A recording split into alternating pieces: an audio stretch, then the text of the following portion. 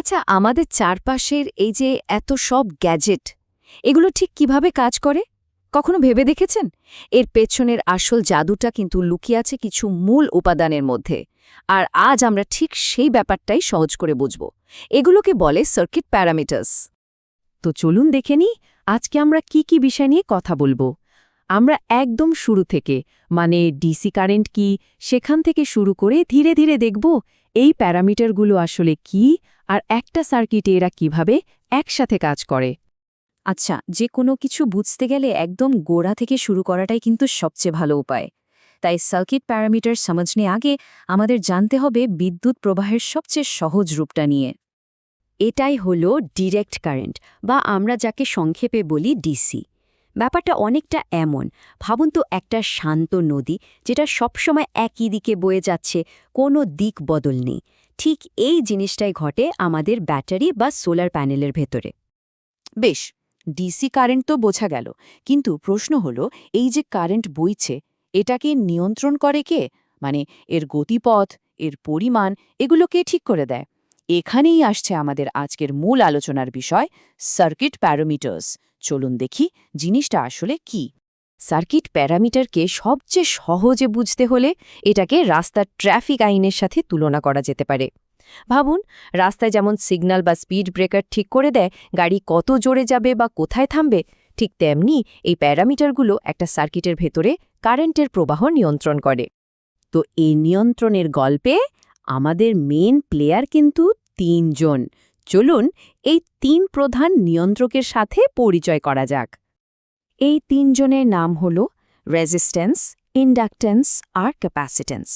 হ্যাঁ, নামগুলো প্রথমবার শুনলে একটু ভারী লাগতে পারে, কিন্তু আসলে এদের প্রত্যেকের কাজ কিন্তু খুবই নির্দিষ্ট আর মজার। চলুন এক এক করে এদের চিনে নেওয়া যাক।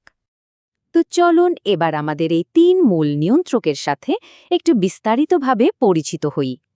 প্রথমেই আসছে রেজিস্ট্যান্স, যার নামের মধ্যেই ওর কাজটা লুকিয়ে আছে। রেজিস্ট করা মানে বাধা দেওয়া। এর কাজই হলো বিদ্যুৎ প্রবাহের পথে বাধা সৃষ্টি করা, অনেকটা হাইওয়ের মাঝে একটা সরু গলির মতো, যেখানে এসে গাড়ির গতি কমে যেতে বাধ্য। আর এই যে বাধা, এর ফলেই কিন্তু শক্তির তাপে রূপান্তরিত হয়। পুরনো ফিলামেন্টের বাল্বগুলো যে গরম হতো তার কারণ কিন্তু এই রেজিস্ট্যান্সই। এরপর আসছে ইন্ডাকট্যান্স। ইন্ডাকট্যান্সকে বলা যেতে পারে সার্কিটের একজন অভিভাবক। এর কাজ হল স্থিতিশীলতা বজায় রাখা, মানে ও চায় না কারেন্টের প্রবাহে হঠাৎ করে কোনো বড় পরিবর্তন আসুক। যেই কারেন্ট বাড়তে বা কমতে যায়, অমনি ও একটা ম্যাগনেটিক ফিল্ড তৈরি করে শক্তি জমিয়ে বা ছেড়ে দিয়ে সেই পরিবর্তনটাকে আটকে দেয়। ট্রান্সফর্মার বা মোটরের ভেতরে কিন্তু এর বিশাল ভূমিকা আছে। আর আমাদের ৩ নম্বর প্যারামিটার হল ক্যাপাসিট্যান্স। একে ভাবা যেতে পারে একটা মিনি পাওয়ার ব্যাংকের মতো।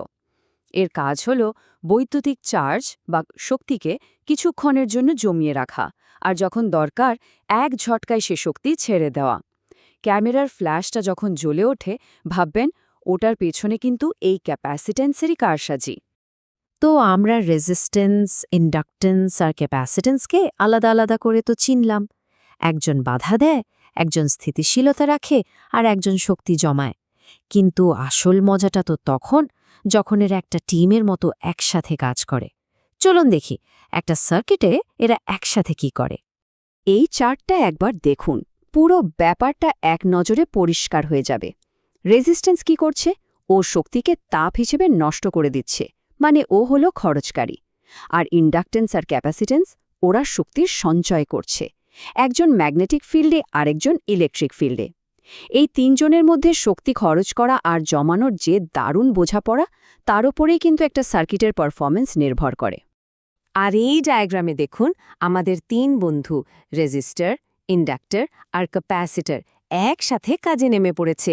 একটা ব্যাটারি বা ডিসি সোর্স থেকে কারেন্ট আসছে, রেজিস্টার সেই কারেন্টের পরিমাণ নিয়ন্ত্রণ করছে, ইন্ডাক্টর প্রবাহটাকে স্থিতিশীল রাখছে, আর ক্যাপাসিটর শক্তি জমা করে সিস্টেমটাকে সাপোর্ট দিচ্ছে। দেখুন কি দারুণ একটা টিমওয়ার্ক। তো এত সব আলোচনার পর মূল কথাটা কি দাঁড়ালো? ব্যাপারটা সহজ। এই যে রেজিস্ট্যান্স, ইন্ডাকট্যান্স আর ক্যাপাসিট্যান্স, এগুলো হলো ইলেকট্রনিক্সের অ আ ক খর মতো। এগুলোকে ভালোভাবে না বুঝলে কোনো জটিল সার্কিটের ভাষা বোঝাই সম্ভব না। তাহলে আজকের আলোচনা শেষ করার আগে একটা ছোট্ট প্রশ্ন। আমরা তো এই 3 নিয়ন্ত্রকের কাজ দেখলাম।